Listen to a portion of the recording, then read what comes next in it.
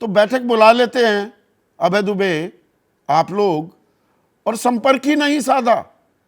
ये आपको मालूम ही नहीं कि ममता बनर्जी ने तो 6 से 11 पश्चिमी बंगाल के उत्तरी इलाके में दौरे कर लिए हैं। वो कह रही हैं मुझसे किसी ने बात ही नहीं की, या नीतीश कुमार की तबीयत खराब चल रही है, या अभी अखिलेश यादव की नाराजगी बरकरार है और आपने बस तारीख तय कर दी कि सबको आना होगा।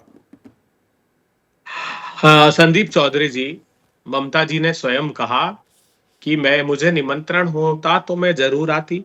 इसका आशय था कि उन्होंने इस बात से इनकार नहीं किया कि नहीं आती।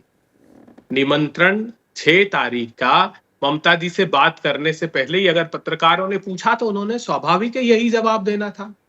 नीतीश कुमार जी को सैद्धांतिक रूप से हम सहमत करा लेते, वो अस्वस्थता के बावजूद भी आते, कोई दिक्कत नहीं थी। मगर तमिलनाडु में इतनी बड़ी प्राकृतिक आपदा थी तो ये शोभा भी नहीं देता हम सब इंडिया गठबंधन दलों को कि जब एक प्रांत में इतनी बड़ी प्राकृतिक आपदा तूफान की है और हम लोग अपनी सत्ता की भूख मिटाने के लिए साथ बैठ जाए। ये एनडीए के गठबंधन दलों जैसा नहीं है कि सत्ता हर हाल में। हम चाहते थे कि वहां पर भी जब थोड़े राहत के काम में हमारे सबके कार्यकर्ता लगे, सरकार लगे, इसलिए भी इस बैठक को आगे टाला है। जहां तक बात समन्वय का है और तीनों प्रांतों की हार का है, तो मुझे ऐसा लगता है कि इतिहास अपने आप को दोहराने नहीं वाला नहीं, है। 2 चीजों को कंफ्यूज कर गए, बीच में रोक रहा हूं। अबे समन्वय का सवाल तो इस बात को लेकर आता है ना कि हाँ जी हमने निमंत्रण भेजा ही नहीं था, उससे पहले सवाल पूछ लिया ममता बनर्जी से।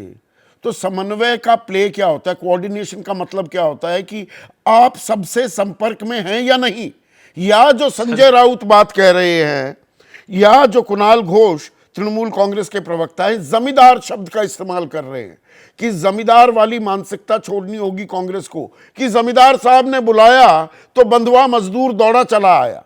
आप तो ये करते दिख रहे हैं।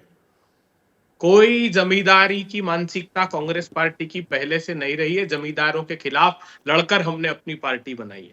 जमींदारों के सारे दल जो थे वो जमा थे भारतीय जनता पार्टी के साथ, 1952 से उनके साथ जमा है। वो बात इतनी है कि हम सब लोगों ने एक अच्छा समन्वय हमारा है। हाँ, थोड़ी सी सैद्धांतिक समन्वय समिति है कोई, कितने सदस्य हैं, कितने लोग बैठते हैं, कितनी बार बैठे हैं, बता पाएंगे?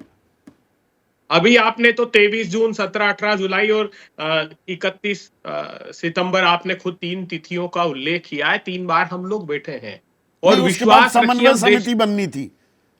बिल्कुल समन्वय समिति भी बनेगी, और जहां तक जिन प्रांतों में हम संभव 2024 के चुनाव के बाद नहीं नहीं नहीं, चुनाव के पहले देखेंगे, सीट शेयरिंग होगी। एक आखिरी बात मैं अपनी बता दूं, इतिहास दोहराने वाला है अपने आप को।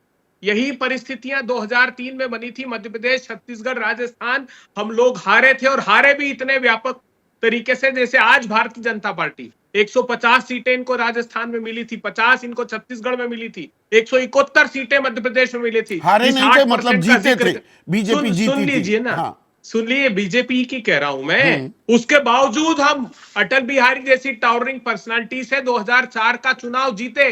तब भी समाजवादी पार्टी, बहुजन समाज पार्टी हमारे साथ नहीं थी। वेस्ट बंगाल में ममता जी आज है, उस समय वामपंथी दल हुआ करते थे। वो चुनाव के पहले गठबंधन में साथ नहीं थे, मगर चुनाव के बाद 335 सीटों का एक व्यापक गठबंधन बना, जो 10 साल तक हम लोगों ने। तो इस बार भी ये इंडिया गठबंधन चुनाव बाद ही बनेगा क्या? मेरा सवाल अभी भी वही है। अब नहीं, देखिए, एक बड़ी बात यह है कि अभी हमको प्रमुख रूप से 4-5 प्रांतों में एक समन्वय स्थापित करना है, जैसे वेस्ट बंगाल है, बिहार है, महाराष्ट्र है। इन 4-5 प्रांतों में हमको एक साथ गठबंधन तय करना है। मध्य प्रदेश, छत्तीसगढ़, राजस्थान, जहां पर बहुत ज्यादा कठिनाइयां हमको आने वाली नहीं है। उत्तर प्रदेश का जिक्र करना भूल गए। अभी अखिलेश की नाराजगी दूर हो गई क्या?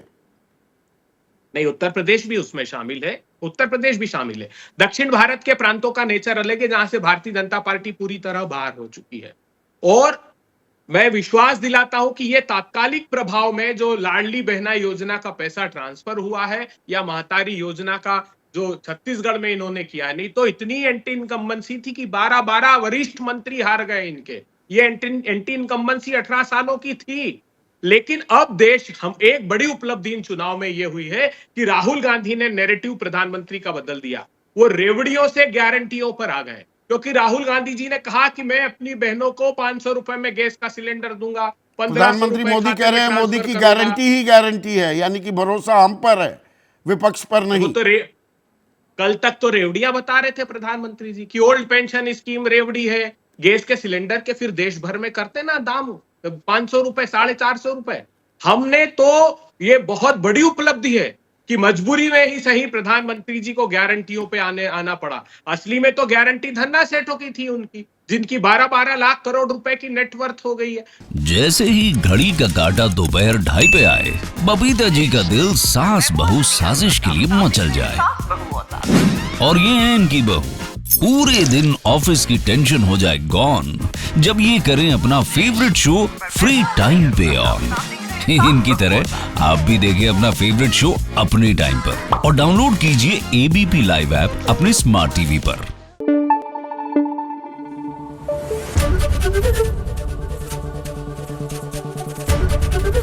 एबीपी न्यूज आपको रखे आगे।